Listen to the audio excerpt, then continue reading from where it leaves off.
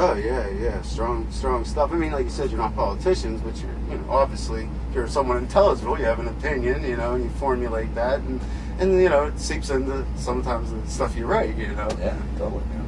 But I wanted to ask you about this Made in Heaven. You did a track for that. It's a Kerrang! Magazine release. It sounded like it was a blast to do. You did Hallowed Be Thy Name. Yeah. And how was that for you guys? I mean, was that just Kerrang! Called you and said, we're putting this together and we want you to do a track? Or...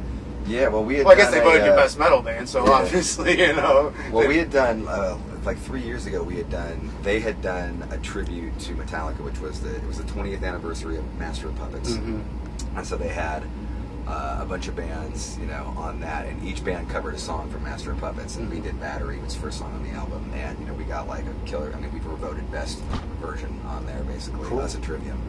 And so when it came time to do something like this, you know, we were, you know, an obvious choice, I think, for them, and so they asked us, and, you know, our mindset about it was that we wanted to pick a song, like, rather than pick like one of the, you know, the kind of like Run to the Hills, yeah, like the mainstream. Like, we wanted to pick a song that was like going to be a challenge, you know, something that was like a really epic song. You know, a lot of the songs on our new current record are very epic, and, you know, we've always had an epic vibe to us, and we wanted to do something that was going to be a challenge to us. So we voted. I mean, we all talked about doing, and just Hallowed Be Thy Name is like, it's one of the best. songs ever. It's one of my favorites. I've seen Maiden like 3 or 4 times, man. Yeah. I love it when they do that. Totally. So, you know, we did it, and it was a challenge, man. Like, we were, you know, it's a lot more complicated than it sounds. Like, when you listen to it, like, it sounds, you know, sounds like it sounded pretty easy. Yeah, you know like, what I mean? Then you go and get in there. There's a lot going on in the song, and so it was fun for us. You know, I really pushed myself as a vocalist. You know, I wasn't, you know, when I was kind of going into it, I was a little skeptical if I could hit all the notes. You know, I never sang it really Bruce before. Dickinson's a monster. Yeah, and he's a total monster. He's a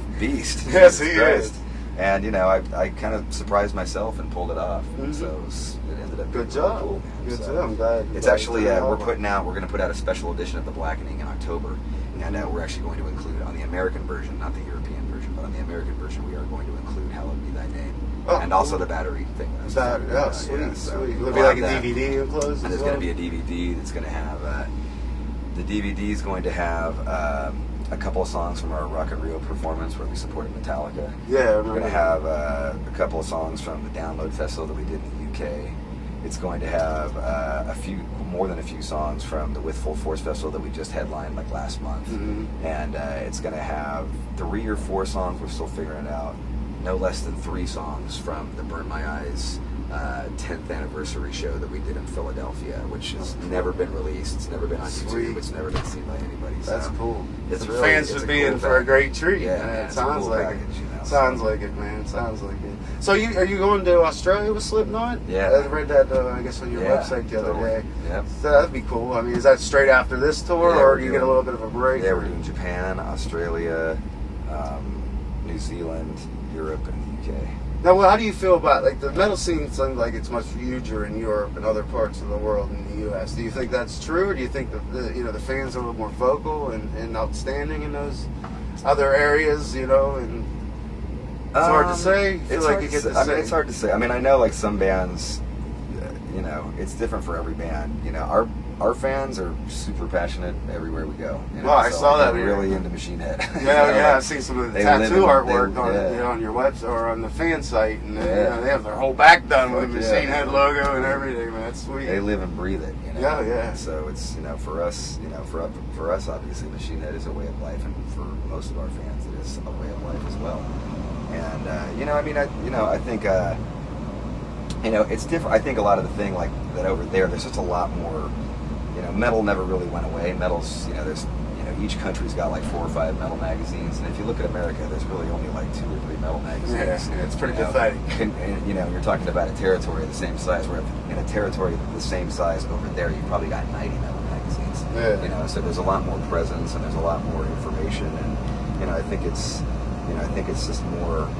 It's just more. The kids are more into like counterculture, it seems to me, than following like the mainstream of what everybody else is listening to. And you know, there's nothing wrong. I can't get the country thing. That's so big right now. It just drives me fucking nuts. I fucking hate country. Oh my god! And then they're trying to rip off like Leonard Skinner riffs, and then, you know, sing that, you know, over top of it. And it's like horrible, man. I mean, unless it's Willie. I love Willie. I mean, Johnny Cash. the thing that makes the new country's just horrendous. The thing that is stoked to me, that makes me stoked though, is that, you know, metal, you know, when Machinehead first started, you know, when our first album came out, metal was totally uncool. Like, yeah, it was the most uncool it's ever been. Everyone's like, oh, that's passe. And we're putting out, you know, we're putting out this brutal music, and, you know, we ended up selling like a decent amount of records, and, you know, here, you know, 10 years later or whatever, to like see everything come full circle, and to now see metal be very popular again and very cool again, you know, it's awesome for us. And, you know, I think that, you know, even though there's kids that are just kind of getting into their first emo band or their first kind of radio rock band, I think that like it's kind of like a gateway, because in a couple of years, that's true. In a couple of years, they're going to be like, man, I need something heavier than this. You know? So